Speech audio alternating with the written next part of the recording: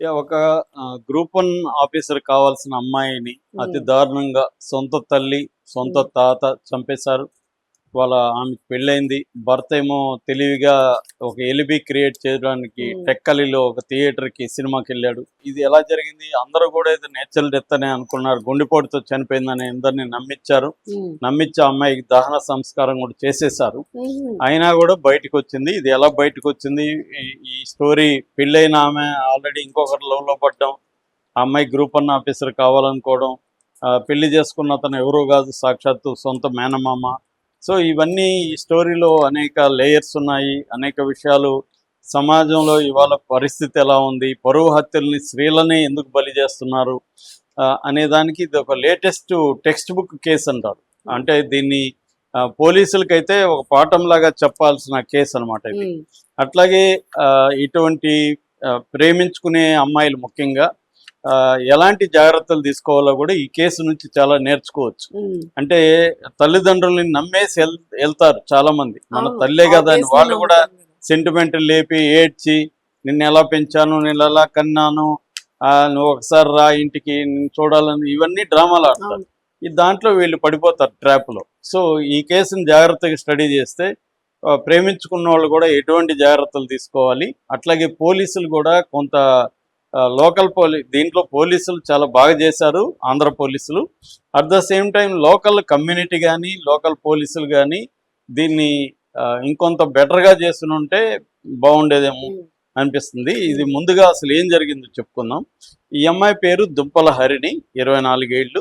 వీళ్ళదొచ్చి శ్రీకాకుళం జిల్లాలో అక్కడ లింగాల వలస పంచాయతీ, అక్కడ హ్మ్. బ్రాహ్మణ తర్ల అనే ఒక గ్రామం.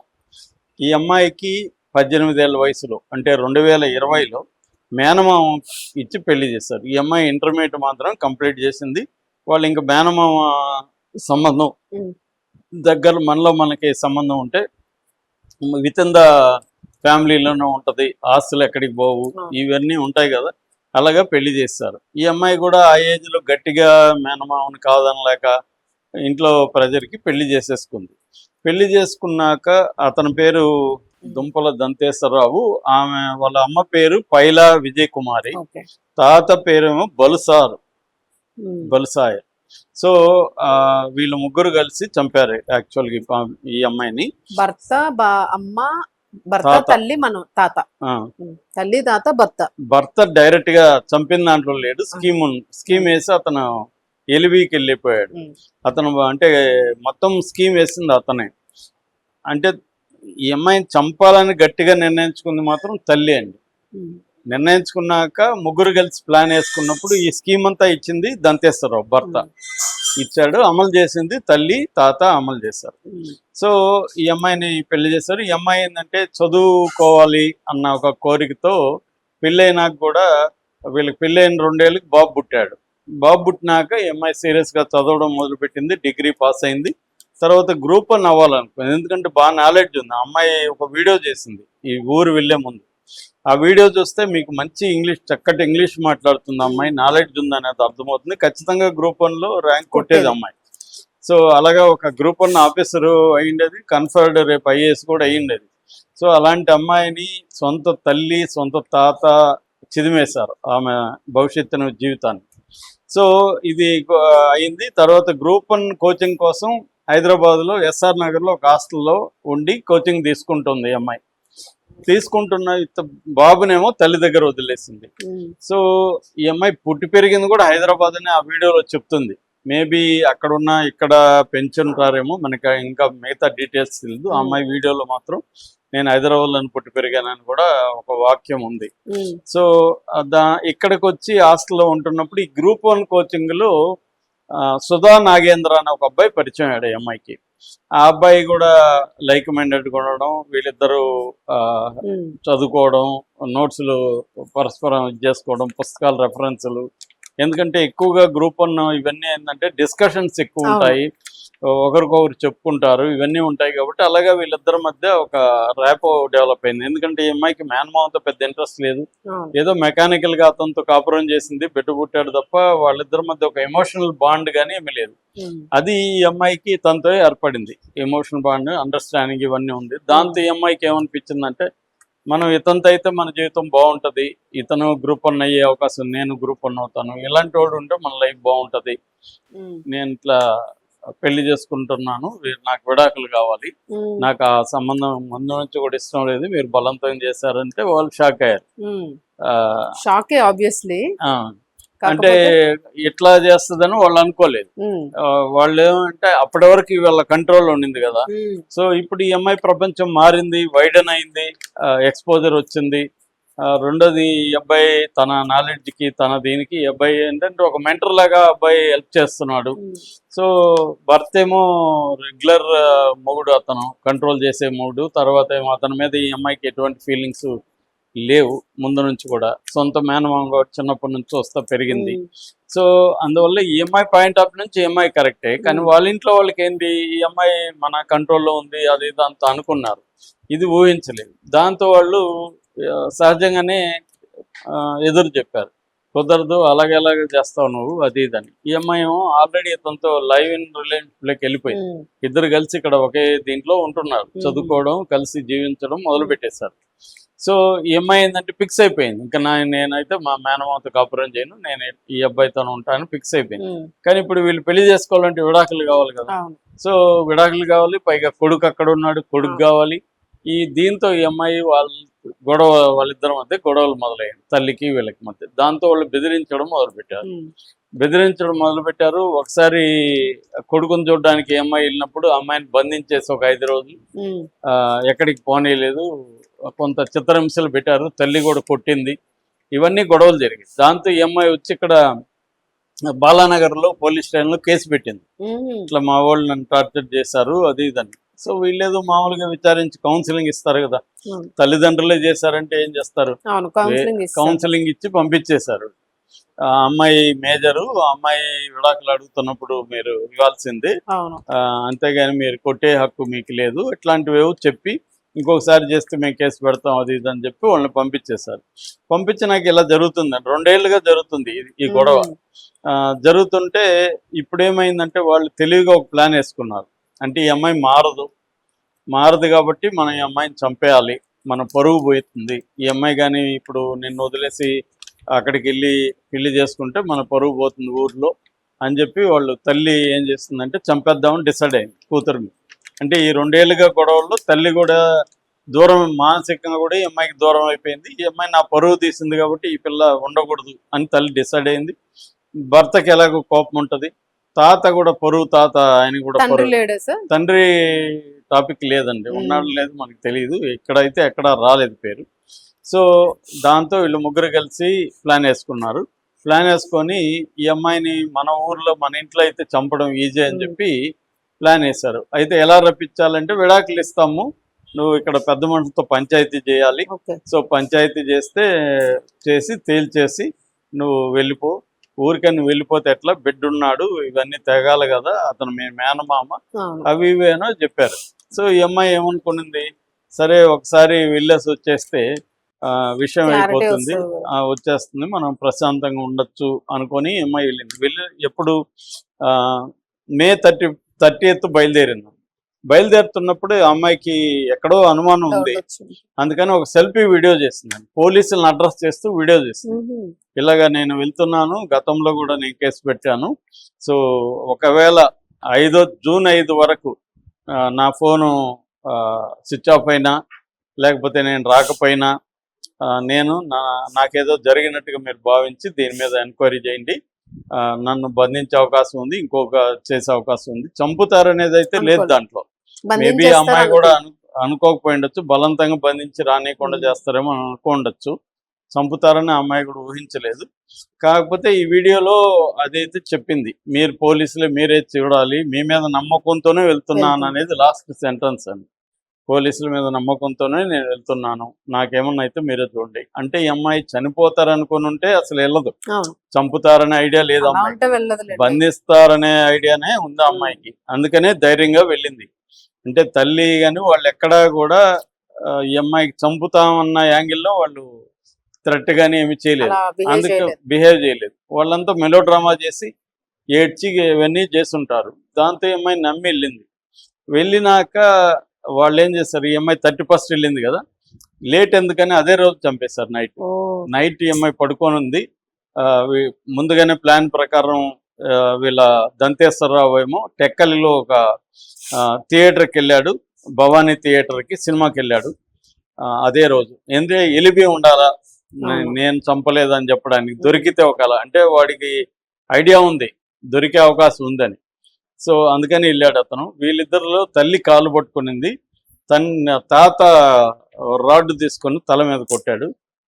అమ్మాయి ఇంకా పెనుగులాడలేక చనిపోయింది.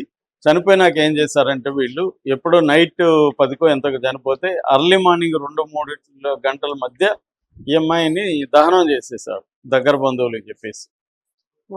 మరుసటి రోజు ఉంటే ఇదేమన్నా కేసు అవుతుంది ఏమన్నా భయపడి అందరికి చుట్టుపక్కల వాళ్ళకంతా హార్ట్ అటాక్ అని చెప్పారు. ఆ నైట్లో ఎవరు కూడా ఒకవేళ అనుమానాలు వచ్చాయంట వాళ్ళందరికీ, విఆర్ఓకి వీళ్ళందరికీ అనుమానాలు వచ్చాయంట.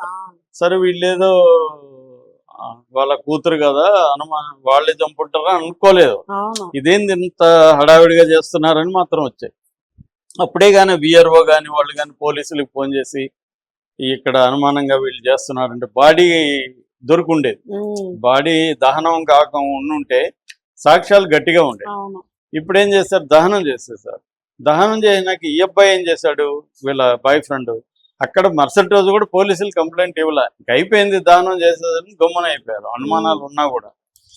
అయితే ఈ అబ్బాయి 5 వరకు చూశాడు, ఎందుకంటే ఈ అబ్బాయికే పంపించింది ఆ వీడియో. ఈ వీడియో సెల్ఫీ వీడియో ఆ అబ్బాయికి పంపించి ఒకవేళ నాకేమన్నా అయితే నువ్వు పోలీసులకి చెప్పు అని అబ్బాయికి మెసేజ్ పెట్టింది. సో కనీసం ఆ అబ్బాయి అయినా ఇంత అనుమానంగా ఉంది పోకుండా ఆపుదాము, ఏదో మరి అబ్బాయి ఎందుకు ఎలా ఆలోచించాడో మనకు తెలుసు. వాళ్ళిద్దరు వెర్షన్, అబ్బాయి వెర్షన్ మనం వినలేదు. ఉండరు అంటే తల్లి మీద అనుమానాలు ఉండవు, ఒకటి చంపేస్తారని అనుకోలేదు. సో ఇక్కడే నేను చెప్పదలుచుకుంది ఏంటంటే, మీరు తల్లిదండ్రుల్ని నమ్మకూడదు. ఇట్లాంటి లవ్ మ్యారేజెస్ చేసుకున్నప్పుడు గొడవలు ఉన్నప్పుడు నమ్మి ఇట్లాంటివి వెళ్ళిపోకూడదు. ఇప్పుడు కానీ ఈ అబ్బాయి ఆపున్నా, లేకపోతే మేము మీ ఇంటికి రాము ఇక్కడికే రండి, పోలీసుల సమక్షంలోనే పంచాయతీ చేద్దాం, ఇలాంటి వీళ్ళు కానీ చెప్పుంటే ముందే ఈ చంపుండకపోవచ్చు. వేరే రకం ఏమన్నా చంపుంటారేమో తెలియదు. చాలా సార్లు వీధుల్లో తరిమి కూడా చంపుతున్నారు ఈ మధ్య, లేకపోతే సుపారీ ఇస్తున్నారు. వాళ్ళ పట్టుదల ఎలా ఉన్నా దాన్ని బట్టి చాలా చూస్తున్నా. ఆ మధ్య కూడా సూర్యాపేటలో తరిమి చంపారు. సో కాబట్టి చెప్పలేము. ఏదేమైనా వీళ్ళు జాగ్రత్తలు తీసుకోలేదంటే అనుమానం రాలేదు కాబట్టి. అప్పటికి అమ్మాయి వీడియో చేయడమే ఇప్పుడు కీలకం అనమాట. వీడియో లేకపోతే అది కూడా లేదు. సో వాళ్ళు దహనం చేసేసారు. దహనం చేసినాక 5వ తేదీ వరకు చూశాడు ఈ అబ్బాయి. 6వ తేదీ ఈ అబ్బాయి ఏం చేశాడంటే, శక్తి యాప్ అని ఆంధ్రప్రదేశ్లో ఉంది, మహిళా భద్రత కోసం పెట్టిన యాప్, దాంట్లో కంప్లైంట్ ఇచ్చి ఈ వీడియో దాంట్లో అప్లోడ్ చేశాడు. సో వాళ్ళు మంగళగిరి కంట్రోల్ సెంటర్ ఇమీడియట్ గా రియాక్ట్ అయ్యి శ్రీకాకుళం పోలీసులకి ఇన్ఫార్మ్ చేశారు. వాళ్ళు టెక్కల్ పోలీసులకి చెప్పారు. టెక్కల్ పోలీసులు ఇమీడియట్ గా వాళ్ళ ఊరికి వెళ్ళారు.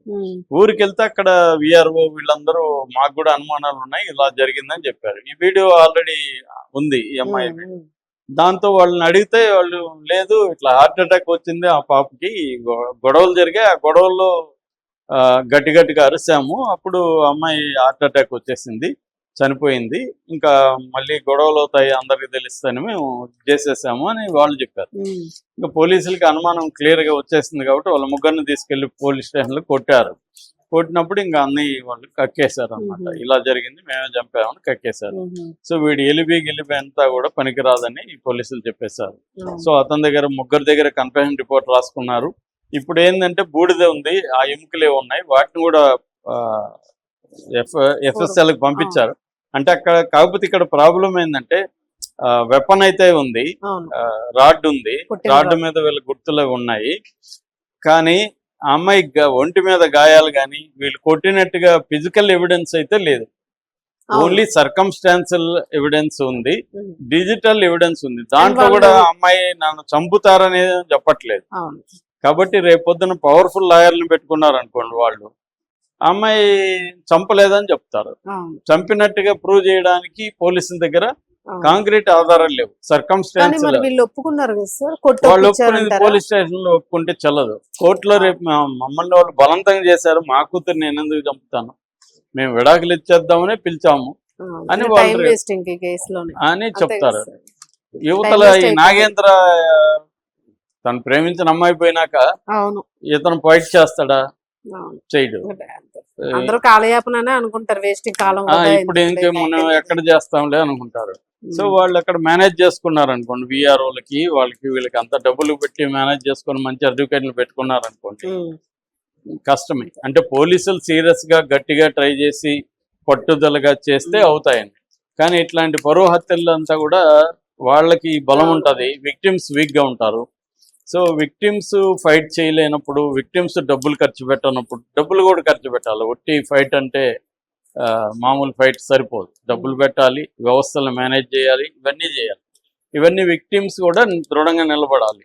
అక్కడ ఎవరైనా సిన్సియర్ పోలీస్ ఉండి, సిన్సియర్ రేపు పబ్లిక్ ప్రాసిక్యూటర్ సిన్సియర్గా ఉండి ఇవన్నీ ఉంటే కొంతవరకు చెప్పలేం. అదర్వైజ్ ఏంటంటే ప్రూవ్ చేయాలి. కాబట్టి డీటెయిల్ దీంట్లో ఇదొకటైతే పనికొస్తుంది. ఈ అమ్మాయికి ముందే అనుమానం ఉంది, ఇవన్నీ కూడా సర్కమ్స్టాన్షియల్గా కేసుని ఎస్టాబ్లిష్ చేయడానికి. కానీ బెనిఫిట్ ఆఫ్ డౌట్ కింద రేపొద్దున వదిలేయచ్చు. కాబట్టి ఈ కేసు నిలబడుతుందా అనేది చూడాలి. నిలబడితే మాత్రం గ్రేట్. కానీ ఇక్కడైతే అభినందించాల్సిన శక్తి యాప్ బాగా పనిచేసింది, అబ్బాయి కూడా మంగళగిరి పోలీసులు బాగా పనిచేశారు, ఈ అబ్బాయి కూడా పనిచేస్తారు. కాకపోతే ఏంటంటే దీంట్లో నేర్చుకోవాల్సింది ఏంటంటే ఇట్లాంటి లవ్ లో ఉన్న వాళ్ళు డోంట్ బిలీవ్ ఎనీబడి.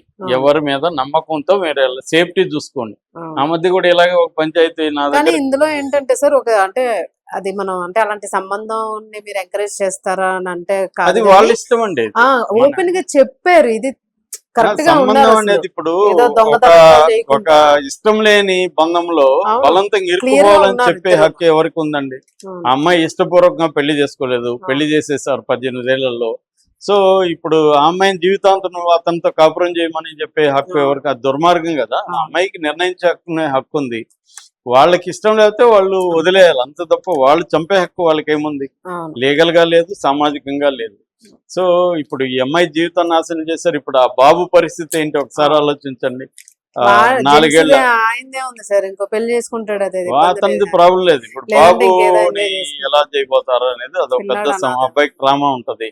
సో ఇలాగే ఏంటంటే ఇట్లాంటి పెళ్లిళ్ళు చేసుకునే వాళ్ళు అమాయకంగా ప్రేమించేసి రొమాంటిక్ గా ఫీల్ అవడం కాకుండా క్రిమినల్ గానే ఆలోచించాలి, అవును. లీగల్ గా ఆలోచించాలి, సేఫ్టీ చూసుకోవాలి. ఆ మధ్య ఒక Main కేసు safety, వచ్చినప్పుడు legal కూడా ఇలాగే వాళ్ళ బంధువులు ఇంటికి రమ్మన్నారు నన్ను, అవును. పంచాయతీ కంటే అది కూడా నైట్ పిలిచారు వాళ్ళు. అవును. నా దగ్గరికి వచ్చినప్పుడు నేను 100% ఆపేసాను. అతను అవును. పోవద్దు, నువ్వు అవును. వాళ్ళని ఎక్కడికి రమ్మను, పబ్లిక్ ప్లేస్లకి రమ్మను, అంతే. పబ్లిక్ ప్లేస్ లో డిస్కస్ చేయమను అని చెప్పి మళ్ళీ వాళ్ళని ఇక్కడికి రప్పించాం. అవును. చాలా లేకపోతే మందిని- ఏమవుతుందంటే వాళ్ళు ఎమోషనల్ గా రియాక్ట్ అయ్యి కూడా చంపేస్తారు ఒక్కోసారి. అవునవును. సో అందుకని ఇవన్నీ ఆలోచించుకోవాలి, ప్రతి స్టెప్ ఆలోచించి చెయ్యాలి. వీళ్ళు ఏంటంటే ఆశకి వెళ్ళారు, విడాకులు వచ్చేస్తుంది పెళ్లి చేసుకోవచ్చు అనే దానికి వెళ్ళారు తప్ప నమ్ముతారు కదా సార్. అది అక్కడ నమ్మకుండా ఉండడం అనేది ఇంపార్టెంట్.